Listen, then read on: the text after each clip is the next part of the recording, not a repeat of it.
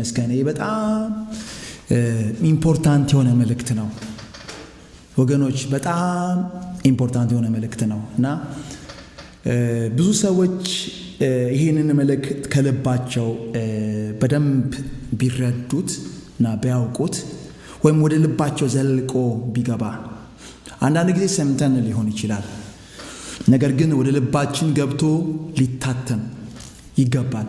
ጌታ የተመሰገነ ይሁን። ሁለንተናችንን ሊቆጣጠረን ይገባናል።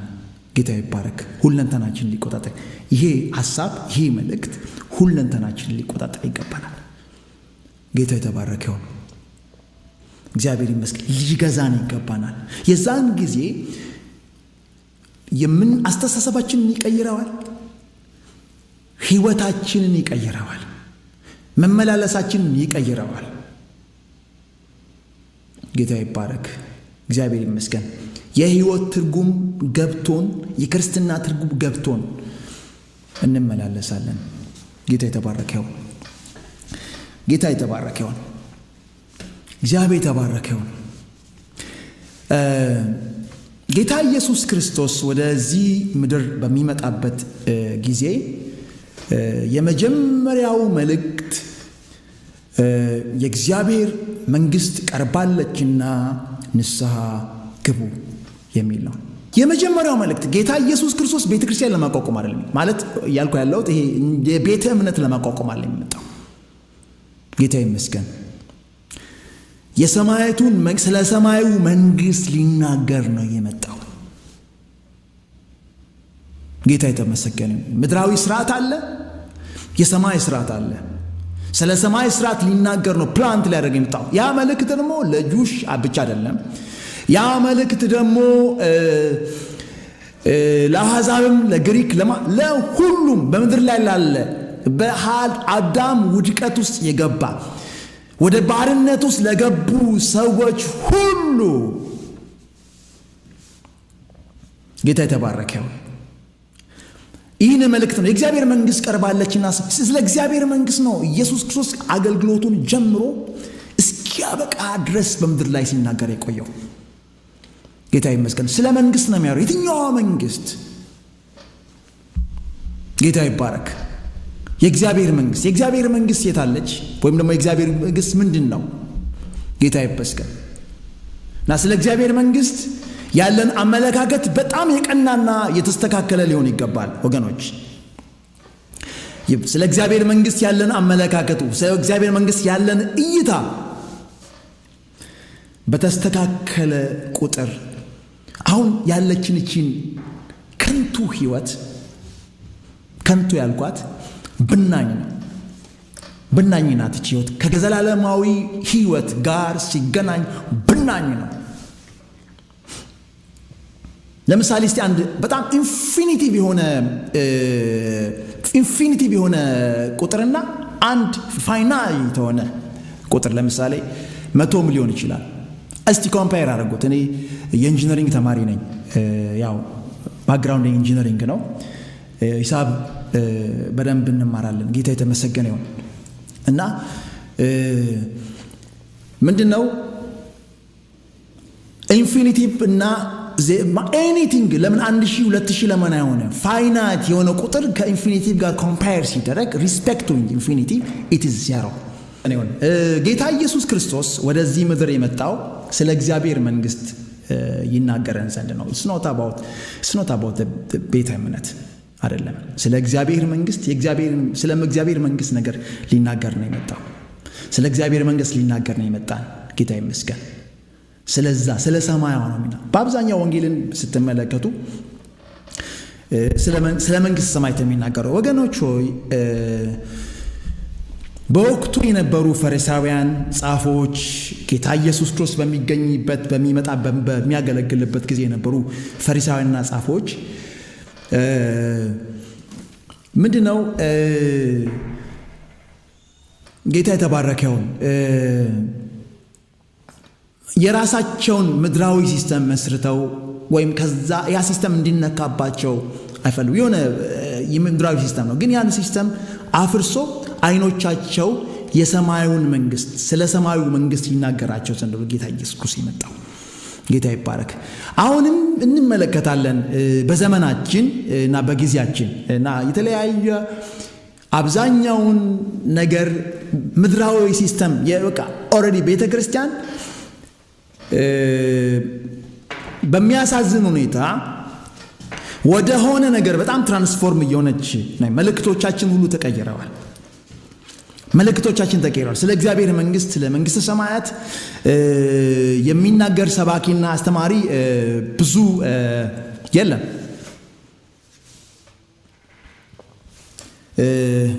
ጌታ የተባረከ ይሁን። እግዚአብሔር ይባረክ እና ኖርማሊ ስለ እግዚአብሔር መንግስት ልናወራ ልንናገር ይገባናል። ይህን ካልኩኝ ጌታ የተመሰገነ ምንድነው እንደዚህ ያደረገን? ብዙ ጊዜ ስለ እግዚአብሔር መንግስት በጣም ኢምፖርታንት የሆነው የዛሬው የሜሴጅ ፓርት ነው። ጌታ የተመሰገነ ይሁን። ብዙ ጊዜ ስለ እግዚአብሔር መንግስት ያለን አመለካከት ወይም ስለ እግዚአብሔር መንግስት ያለን እይታ ነው አሁን አጠባበቃችንን በቃ ለዛ ያለን ዝቅተኛ አመለካከት ነው። ዝቅተኛ አመለካከት ነው ስለ እግዚአብሔር መንግስት ወይም ዝቅተኛ አመለካከት ማለትም ያው ህይወት እንደሆነ እናውቃለን። በተረፈ ግን ምን ያህል ሲግኒፊካንት እንደሆነ በህይወታችን በኑሯችን ላይ በተስፋችን ላይ ምን ያህል ሲግኒፊካንት እንደሆነ አልተረዳንም። ጌታ ይመስገን። ቅድም ስንናገር ነበር ያው ማለት ላይ ዲስትራክት ሆነን እንጂ ስለ ኢንፊኒቲቭ በጣም ረዘም ያለ ህይወትና እችኛዋ ስለ ትንሿ ህይወት ነው ብዙ ጊዜ የምናስበው። ጌታ ይመስገን። ብዙ አባቶቻችን ግን ይህን ትንሿን ህይወት ወይም ዜሮዋን ህይወት ንቀውት ለሚቀጥለው ህይወት ያንን ህይወት ተመልክተው ለዛ ኖሮ ሞተው አልፈዋል። ጌታ ይባረክ እና ዛሬም በዚህ ምሽት ጌታ የተመሰገነ ይሁን ያ ህይወት ምን ይመስላል የሚለውን ነገር ነው የምንመለከተው። ብዙ ጊዜ ስለ መንግስተ ሰማያት ስናስብ ወይም መንግስተ ሰማይ ስናስብ የሆነ በቃ ማለት ካይንድ ኦፍ የሆነ አዳራሽ ውስጥ ተሰብስቦ እንዲህ መዘመር በቃ አይነት ነገር ልክ እዚህ ትንሽ ቸርች ልክ ትልቅ ቸርች እንደማለት ብለን ብዙ ጊዜ እንደዛ አይነት ኢማጂን ነው የምናደርገው። አይደለም፣ እንደዛ አይደለም መንግስተ ሰማያት። ጌታ ይመስገን። መንግስተ ሰማያት በጣም እጅግ በጣም ከምናስበው በላይ ሰፊ ነው። ጌታ ይባረክ። ከምናስበው እጅግ በጣም የጠለቀና ሰፊ ነው። ጌታ ይመስገን። መንግስተ ሰማያት የሆነ አዳራሽ እኔ አንዳንድ ጊዜ እንዴት ነው በቃ ማለት እለት ስንሰግድ ምናምን እንዲህ ምናምን አይሰለችም ምናምን ይላሉ ማለት ኖርማሊ እንደዛ አይደለም። ኖርማሊ አሁን እኛ ለሆነ ቸርች ውስጥ ተሰብስበን እግዚአብሔር ከፊት ሆኖ እንደዚህ አይደለም። እንደዛ አይደለም። እንደዛ አይደለም። ኢትስ ላይፍ ነው፣ ህይወት ነው። ጌታ የተመሰገነ ይሁን። የከበረ ህይወት ነው። እግዚአብሔር አምላክ የሰው ልጅን ኦሪጂናሊ ሲፈጥር የነበረውን አይነት ህይወትን እግዚአብሔር አምላክ ሪከቨር ነው የሚያደርግልን በሚመጣው ዘመን ላይ። ጌታ የተመሰገነ ይሁን። ህይወት ነው ማለት ነው። ማለትም ከዚህኛው ህይወት ጋር የማይወዳደር በቃ ከጎን ልናስቀምጠው የማንችለው ሙሉ ህይወት ነው። ጌታ ይመስገን። ሙሉ ህይወት ነው እና የሆነ ማለት በእንደው የሆነ እንደ መንፈስ ጭልጭል እያለን የሆነን በመንፈስም ብለን አይደለም። በመንፈስ አይደለም። ጌታ የተባረከ ይሁን። ጌታ ይባረክ። ጌታ ይመስገን። ጌታ የተመሰገነ ሙሉ ህይወት ነው። ከተማ አለው፣ ምድር አለው። ጌታ ይመስገን። እግዚአብሔርም አለ። በጣም እጅግ ሰፊ የሆነ ህይወት ነው። ከዚህ ይሄንን የምድርን ህይወት የሚተካ አዲስ ስርዓት ነው እግዚአብሔር አምላክ የሚያደርግልን። የማያልቅ ዘላለማዊ ስርዓት ጌታም የከበረ ስርዓት ነው። ጌታ የተመሰገነ ነው። ምክንያቱም የሆነ በመንፈስ እንዲህ በነገራችን ላይ ሰዎች ሲሞቱ እንደሞቱ የሚቀመጡበት የሚቆዩበት ስፍራና በተረፈ ደግሞ ጌታ ኢየሱስ ክርስቶስ ሲመጣ በሪጀነሬሽን በዳግም ውልደት ደግሞ ዳግም ሲመለስ ያለው ህይወት የተለያየ ነው። ከዛ በኋላ ለዘላለም ያለው ህይወትና ከጌታ እስኪመጣ ድረስ ያለው ህይወት የተለያየ ነው። ብዙ ጊዜ ሚክስአፕ እናደርገዋለን። ያንን ምናልባት አሁን የሞቱት ወይም ደግሞ ወደ ጌታ የሄዱ ሰዎች በሰማይ ስፍራ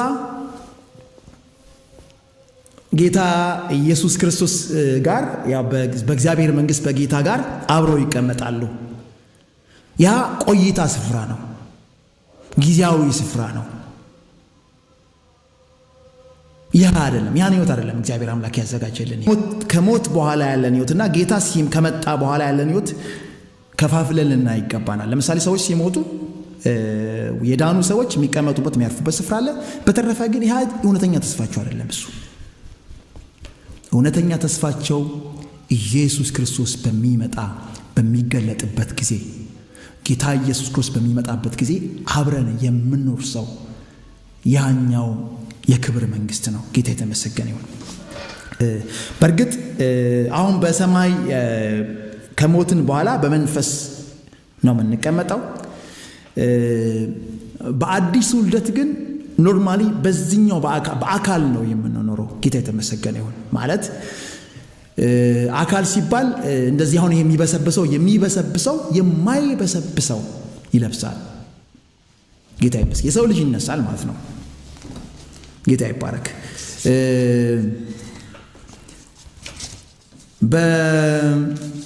ጌታ ይባረክ።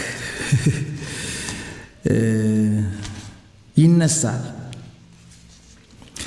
በዳንኤል መጽሐፍ ላይ በዳንኤል ምዕራፍ 12 ላይ ዳንኤል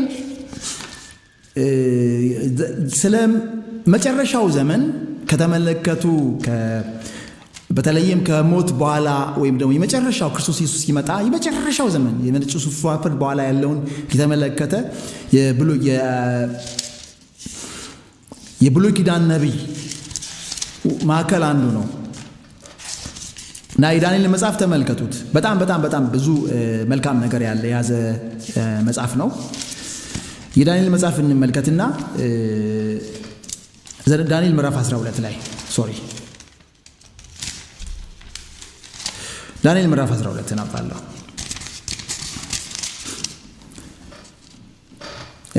ዳንኤል ይህንን ራእይ የተመለከተው የእስራኤል በግዞት እያለ ነው። አክቹዋሊ የከለዳውያን ዘመን አልፎ የነፋርስ ዘመን ከመጣ በኋላ ነው የተመለከተው። ነገር ግን በእስራኤል በግዞት በሄደችበት ጊዜ ነው የተመለከተው እና እግዚአብሔር አምላክ ይህንን ነገር ያሳየው ምዕራፍ 8-9 አካባቢ በጣም አጥብቆ ይጸልያል።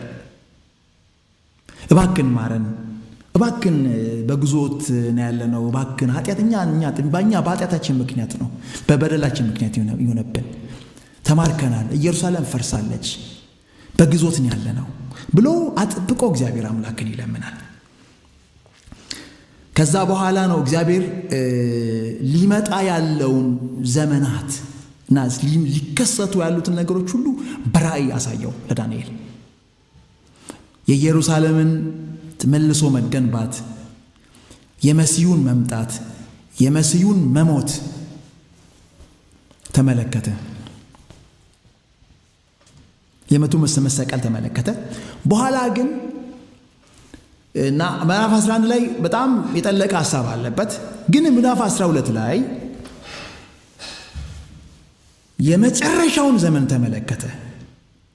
ኖርማሊ ጌታ ይመስገን እሱ ሲጸልይ የነበረው ስለ ኢየሩሳሌም ዳግም መገንባት ነው። ነገር ግን እግዚአብሔር አምላክ ስለ ትክክለኛውና የመጨረሻው ተስፋ እግዚአብሔር አምላክ አሳየው።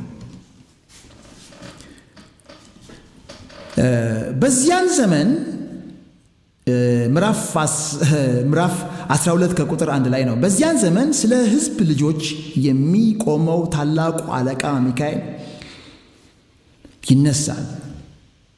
ሕዝብ ከሆነ ጀምሮ እስከዚያ ዘመን ድረስ እንደዚያ ያልሆነ መከራ ዘመን ይሆናል። በዚያን ዘመን መጽሐፍ ተጽፎ የተገኘ ሕዝብ ሁሉ እያንዳንዱ ይድናል። በምድር ትቢያ ውስጥ ካንቀላፉት ብዙዎች ይነቃሉ። እኩሌቶቹ ወደ ዘላለም ሕይወት፣ እኩሌቶቹ ወደ ዘላለም ኀፍረት ወይም ዘላለም ጉስቁልና ይልና ጥበበኞች እንደ ሰማይ ጸዳል፣ ብዙ ሰዎችን ወደ ጽድቅ የሚመልሱ እንደ ከዋክብት ለዘላለም ይደምቃሉ። ጌታ ይመስገን። ጌታ ይመስገን። ጥበበኞች እንደ ሰማይ ጸዳል፣ ብዙ ሰዎችን ወደ ጽድቅ የሚመልሱ ምን ይላሉ? እንደ ሰማይ ጸዳል። ምን ይሆናል ነው ያለው እዚህ ጋር። በምድር ትቢያ ያሉ ሁሉ ያንቀላፉ ምን ይላሉ? ይነሳሉ። በምድር ትቢያ ያንቀላፉ ማለት የሞቱ የበሰበሱ ቤትም የተበታተነ አጥንት አካል ሁሉ ምን ይሆናል? ይነሳል። ጌታ የተመሰገነ። አሁን ሁሉም እንደሞተ ከክርስቶስ ውጭ ሁሉም እንደሞተ ነው ያለው። ኢየሱስ ክርስቶስ ብቻ ነው የሙታን በኩር። ኢየሱስ ክርስቶስ ብቻ ነው ተነስቶ በአካል ያለው። በአካል ነው ኢየሱስ ክርስቶስ ያለው። ጌታ ይመስገን። በአካል በትንሣኤ አካል ነው ያለው። ጌታ ይባረክ። ማለት ሞቶ እንዳቀላፉ አባቶቻችን አይደለም። እና ጳውሎስ እና ጴጥሮስ ኤቭሪ ነቢያት ተመልከቱ በትቢያ ውስጥ ነው ያሉት። ኤቭሪባዲ የሞተው ሁሉ ምን ይላል? ይነሳል። ማለትም አካል ይለብሳል ማለት ነው። ጌታ የተመሰገነ ይሁን። አካል ለብሶ ነው የሚነሳው። ጌታ የተመሰገነ ይሁን። እና እኩሌቶቹ ወደ ዘላለም ፍርድ፣ እኩሌቶቹ ወደ ዘላለም ደስታ እንደሚገቡ ይናገራል። ወገኖች ሆይ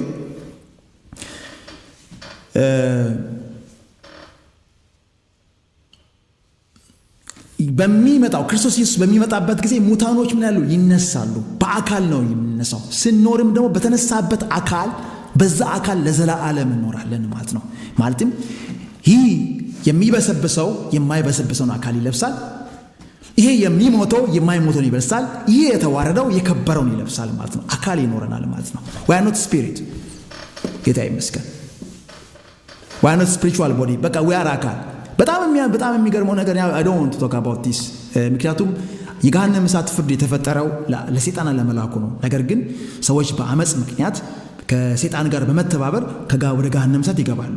ምንድነው ወደ ገሃነመ እሳት የሚገቡት? በአካል ከነስጋቸው ነው የሚጣሉት። ባይዘው ልክ ሌሎቹ በነስጋቸው እንደሚከብሩት ሁሉ ከነስጋቸው ጭጭጭ ብሎ ይቃጠላሉ። እንደዛ ነው የሚቃጠሉት። ኖርማሊ ይሄ ሆነ በመንፈስ እንዲህ አይደለም። ኖርማሊ በነስጋቸው ነው ይነሳሉ። መጀመሪያ ተነስተው በስጋ ነው የሚገቡት። በስጋቸው የሰሩትን ኃጢአት በስጋቸው ይከፍሉታል። እግዚአብሔር ከዛ ያጥነን። ጌታ የተመሰገነ ይሁን። ይነሳል። ተነስቶ መጀመሪያ ይነሳል። ሁሉም ፍጥረት ነው የሚነሳው። ጌታ ይባረክ። ነገር ግን የተነስተን በምን እንኖራለን? በአካል ነው የምንኖረው። ጌታ የተመሰገነ ይሁን። አካል ማለት ምናልባት እንደዚህ ያለ አካል አይደለም። የትንሣኤን አካል እንለብሳለን። ኢየሱስ ክርስቶስ ተነስቶ ከሙታን ከተነሳ በኋላ ለደቀ መዛሙርቱ በታያቸው ጊዜ አንስቶ በልቶ ነበረ። በቃ አንድ አፕሪያል ዲሳፒር ያደርጋል፣ ይገኛል በክብር። ጌታ የተመሰገነ ይሁን። ክርስቶስ የለበሰውን ይሄ የትንሣኤውን አካል ነው የምንለብሰው። ጌታ የተባረከ ይሁን። ጌታ ይመስገን። በአካል በትንሣኤ አካል እንኖራለን። ጌታ ይመስገን። ጌታ ኢየሱስ ክርስቶስ በማቴዎስ 19 ላይ ሲናገር ይህንን የማቴዎስ 19 ላይ ሲናገር ይህንን የዳንኤልን ትንቢት ሪፈር አድርጎ ነበረ።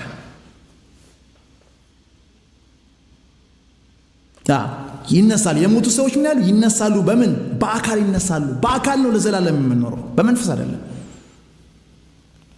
ጌታ የተመሰገነ ይሁን። በአካል ነው የምንኖረው በዘላለም። የሆነ ጭል የሚል የሆነ እንደ መንፈስ የሆነ እንደዚህ መናፍስ ምናምን አይደለንም።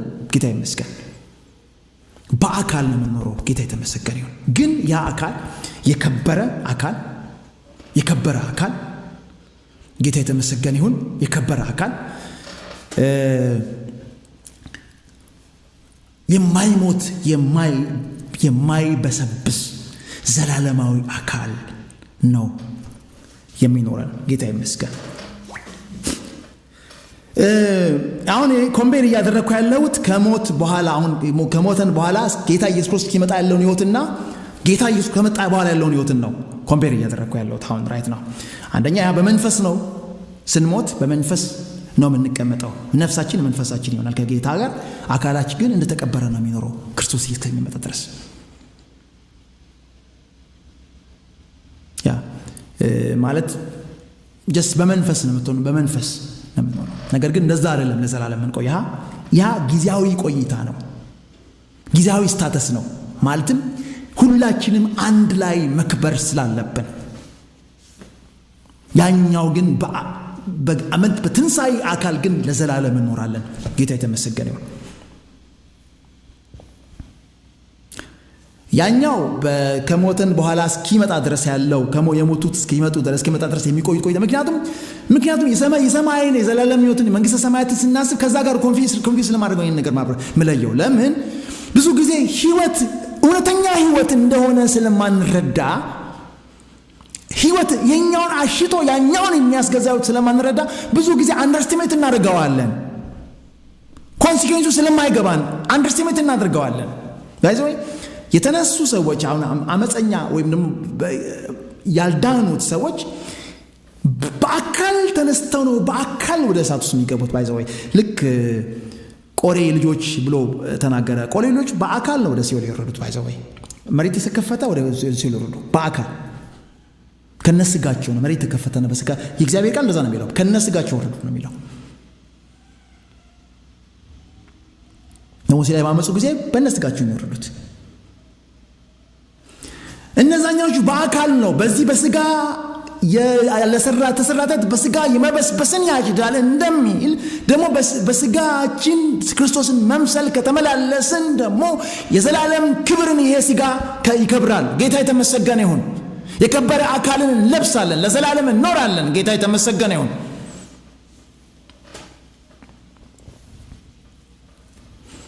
ጌታ ይባረክ።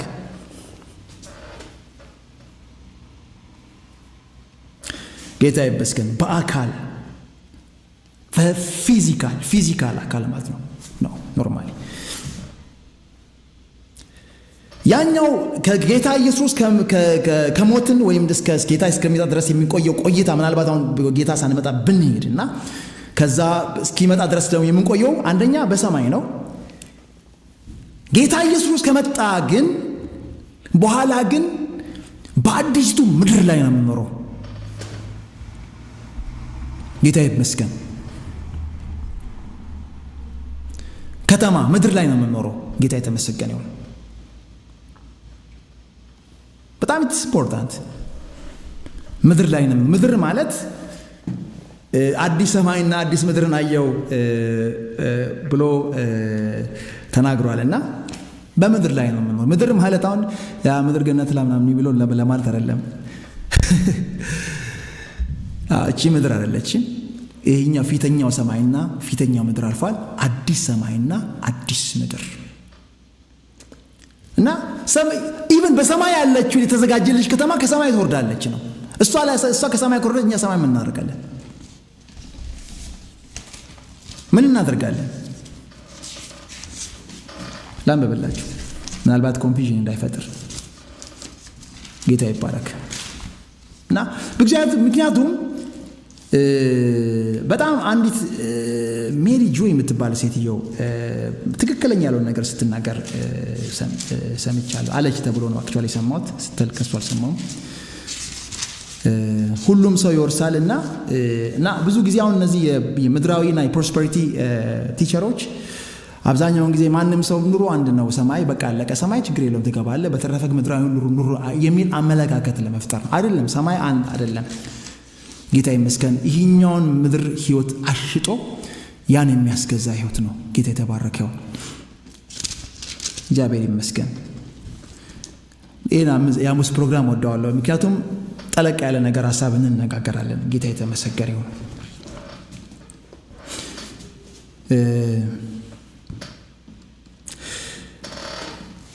ዮሐንስ ራእይ ምዕራፍ 20 ላይ እንመለከት። ሜይቢ በደንብ አድርገን እናንብበው። ታላቅ ነጭ ዙፋን በእርሱ ላይ የተቀመጠ አየው። ምድርም ከሰማይም ከፊቱ ምን አሉ? ሸሹ፣ ስፍራም አልተገኘላቸው። ሙታን፣ ታናናሾች፣ ታላላቆች በዙፋኑ ላይ ፊት ቆሙ አየው። መጽሐፍ ተከፈተ፣ ሌላም መጽሐፍ ተከፈተ፣ እርሱም የሕይወት መጽሐፍ ነው። ሙታን በመጽሐፍ ተጽፎ እንደነበረ እንደ ስራቸው መጠን ተከፈሉ ይላል። በባህር በውስጡ ያለውን ሙታን ሰጠ። ሞትና ሲኦል በውስጡ ዘንድ ያለውን ሙታን ሰጠ። እያንዳንዱ እንደ ስራው መጠን ተከፈሉ ይላል። ሞትና ሲኦል በእሳት ባህር ተጣለው ይላል። ደግሞም የእሳት ባህር ይህ ሁለተኛው ሞት ነው ይልና የሕይወት መጽሐፍ ተጽፎ ያልተገኘ ሁሉ በማንኛውም በእሳት ባህር ውስጥ ምን ሆነ? ተጣለ። የእሳት ባህር ውስጥ ምን ሆነ? በሕይወት መጽሐፍ ውስጥ ያልተጻፈ ሁሉ በእሳት ባህር ውስጥ ተጣለ ይላል። ጌታ ይባረክ። አዲስ ሰማይና አዲስ ምድርን አየሁ አለ። ማለት ብራንድ ኒው ሰማይና ብራንድ ኒው አየሁ ነው። አዲስ ሰማይና አዲስ ምድርን አየሁ። ፊተኛው ሰማይ ፊተኛው ምድር ምን አልቋል? አልፈዋል። ባህርም ወደፊት የለም። ቅድስቲቱ ከተማ አዲስቱ ኢየሩሳሌም ለባሏ እንደተሸለመች ሙሽራ ተዘጋጅታ ከሰማይ ከእግዚአብሔር ዘንድ ስትወርድ አየሁኝ። ኢየሩሳሌም ከሰማይ ትወርዳለች። ፔሬድ። እሷ ወርዳ ከወረደች እኛ ዛም እናደርጋለን። አዲሱ ሰማይ ሙሽራ ተዘጋጅታ ከእግዚአብሔር ዘንድ ከሰማይ ስትወርድ አየሁ። ታላቅ ድምፅም ከሰማይ እነሆ የእግዚአብሔር ድንኳን በሰው ልጆች መካከል ነው ይላል። እግዚአብሔር ራሱ ይወርዳል፣ ከእነርሱ ጋር ያድራል። ያው እግዚአብሔር በገነት መካከል ከአዳም ጋር ሲመላለስ እንደነበረ አብሮን በቃ ይኖራል።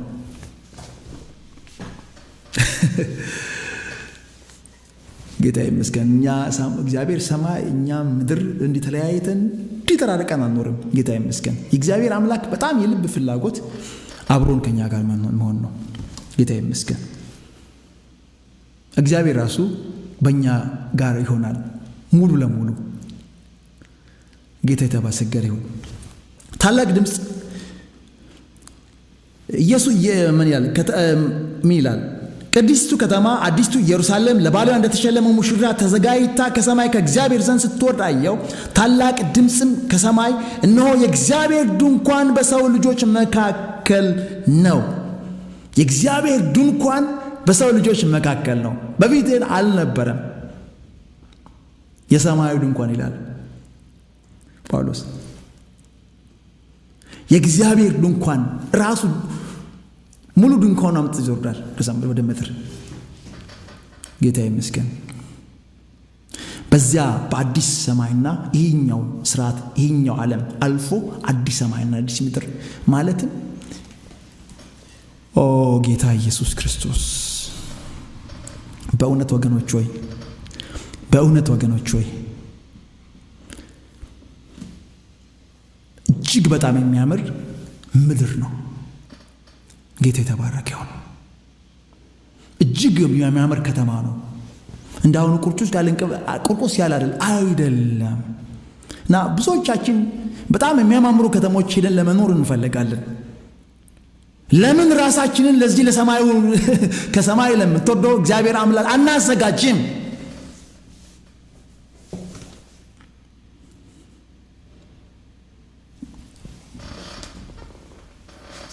ታላቅ ድምፅ ከሰማይ እነሆ የእግዚአብሔር ድንኳን በሰዎች መካከል ነው፣ ከእነርሱ ጋርም ያድራል፣ እነርሱም ሕዝብ ይሆኑታል። እግዚአብሔር እርሱ ራሱ ከነሱ ጋር ሆኖ አምላካቸው ይሆናል። እግዚአብሔር እርሱ ራሱ ከነሱ ጋር ሆኖ አምላካቸው፣ ከኛ ጋር ሆኖ አምላካቸው፣ አብሮን እየኖረ አምላካችን ይሆናል። አብሮን እየኖረ ጌታ ይመስገን። በሰማይ በምድር አይደለም እግዚአብሔር። ይሄ ማለት እውነተኛ ተስፋችን እግዚአብሔር አምላክ የሰው ልጆችን የተፈጠረው አብሮ ለመኖር ነው። ጌታ ይመስገን። የራቅነውን በኃጢአታችን ምክንያት የራቅነውን እኛን እግዚአብሔር ይባረክ በክርስቶስ ኢየሱስ ሥራ ቀረበን። ጌታ የተባረከ ይሁን።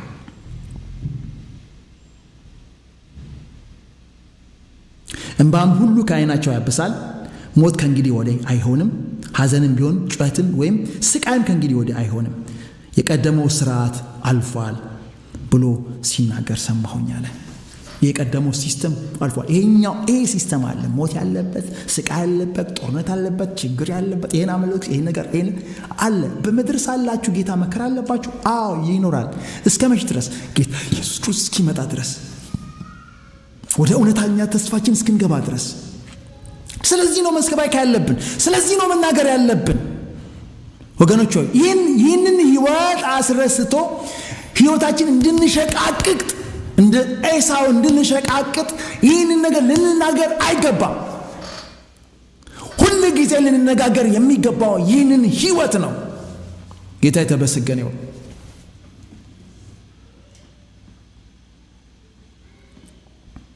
የቀደመው ስርዓት አልፏል። ያ ስርዓት ማለት ይሄኛው ሲስተም ነው። ይሄ ሲስተም አዲስ ስርዓት፣ አዲስ ሰማይ፣ አዲስ ምድር፣ አዲስ ከተማ። ትላንትና በነበረው ምሽት ላይ ተነጋግረን ነበር። እግዚአብሔር የሰራችውን ከተማ ይጠባበቅ ነበር አለ በዕብራውያን መጽሐፍ ላይ። እግዚአብሔር የሰራ በእግዚአብሔር እጅ የተሰራችውን ከተማ እግዚአብሔር እኛ ድንጋይ እንትን ብለን ብሎኬት እንትን ብለን የሰራነው ከተማ አይደለም። በእግዚአብሔር በተሰራች ከተማ ውስጥ እንኖራለን። ለዘላለም ሞት በሌለበት ከተማ ውስጥ በምንድን ነው የምንኖረው? በመንፈስ አይደለም፣ በአካል ነው የምንኖረው። ኢማጂን።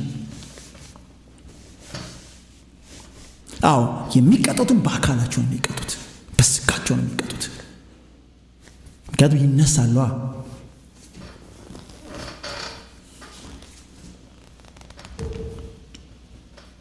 ይነሳሉ። ጌታ የተባረከ ይሁን። ምክንያቱም እንዴት ሊሆን እንዳለ የሆነ በቃ ማለት የሆነ መንፈሳዊ ዓለም ምናምን እኔ ሀፍሲን ማለት በመንፈስ ከወጭጄ በመካከል ሄጄም አውቃለሁ ማለት I know how to be an spirit በመንፈስ እንዴት ምን እንደሆነ አውቃለሁ። በቃ አለቀ። አካል የለህም፣ ነገር ግን ታያለህ፣ ትመለከታለህ፣ ታስባለህ፣ ታያለህ። ስጋዬን ተመልክቼ አውቃለሁ። እቺ ታያለህ፣ ትመለከታለህ፣ በቃ አለቀ። በተረፈ አይደለም። ነገር ግን ይሄ አካል በዚህ አካል ነው የምኖረው። ጌታ የተመሰገነ ይሁን።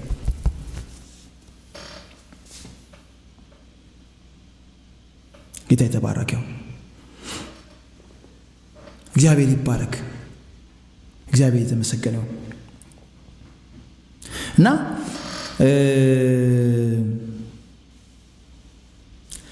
ጌታ ይመስገን። አይ ቲንክ የዛሬውን እንትናችንን በዚህ እናብቃና የሚቀጥለው ሳምንት እንቀጥል። ጌታ ይመስገን። ስለዚሁ ስለ ተስፋችን በጣም አሰላስሉት። ጥያቄም ካላችሁ መጻፍ ትችላላችሁ። ዝማሬውን በምንጀምርበት ሰዓት ነው ቁጥሩ የሚመጣው። መጻፍ ትችላላችሁ። በእውነት ይሄንን ሐሳብ እናበዛለን። ጌታ ይመስገን። ስለዚህ ነገር በደንብ አድርገን ልብ ካልን ከተረዳ ነው ወገኖቹ ይህንን ህይወት በተጨማለቀ ሁኔታ አንኖርም። ወገኖች አንኖርም። በጣም ግፈኞች የእግዚአብሔር መንግስት ይናጠቃታል። ጌታ ኢየሱስ ክርስቶስ አይን ብታሰናክል አይንን ካንተ አውጣ አለ። ያው ስለ ገሃነም እሳት ሲናገር ነው ጌታ። ማለት ምር በቃ በህይወታችን ጨክነን የምንኖረው ህይወት ነው። እንደፈለግን የምንሸቃቀጠው የምንነግደው በተገኘበት ስፍራ እንትን የምንለው ህይወት አይደለም። ጌታ የተባረከው እግዚአብሔር ይባረክ። እና በጣም ተስፋ የምናደርገው ህይወት ነው። ምናል ኖርማሊ እኔ ስለ ተስፋው ነው ሁሉ ጊዜ በደንብ መናገር የምፈልገው። I don't want to talk about ስለ ገሃነም ለሰው ልጆች የተፈጠረ አይደለም። ኦሪጂናሊ አሁንም ደግሜ እላለሁ ለሰይጣንና ለመላእክቱ የተዘጋጀላቸው ስፍራ ሄዱ ነው ያለው። ለሰው ልጅ የተፈጠረው በእግዚአብሔር በገነት እንዲኖር ነው እንጂ በገሃነም እንዲኖር አይደለም። ግን በአመጽ ምክንያት ያው ወዶ ፈቅዶ ሄዶ ይገባል። ለሰይጣንና ሂዱ እናንተ አላውቃችሁ ለሰይጣንና ለሰይጣንና ለመላእክቱ የተዘጋጀው ለነሱ የተዘጋጀው ያ ጥፋት ስፍራ ለሰው ልጅ አይደለም የተፈጠረው። ለሰው ልጅ ስፍጥፍ እግዚአብሔር አምላክ ያዘጋጀው ይህን የከበረ ስፍራ ነው። ጌታ ይመስገን። የከበረ ህይወት ነው ያዘጋጀው። ኦሪጂናል እግዚአብሔር አምላክ የሰው ልጅን ሲፈጥር ለክብር ነው የጠራው። ጌታ ይመስገን። እኔ የትኛውንም ፍጥረት እንትን አለም በመልካችንና እንደ ምሳሌያችን የራሱን ልጆች ነው የፈጠረው። ጌታ ይመስገን። እሱን በእርሱ መልክና አምሳል ነው የሰው ልጅ የተፈጠረው። ጌታ ይመስገን።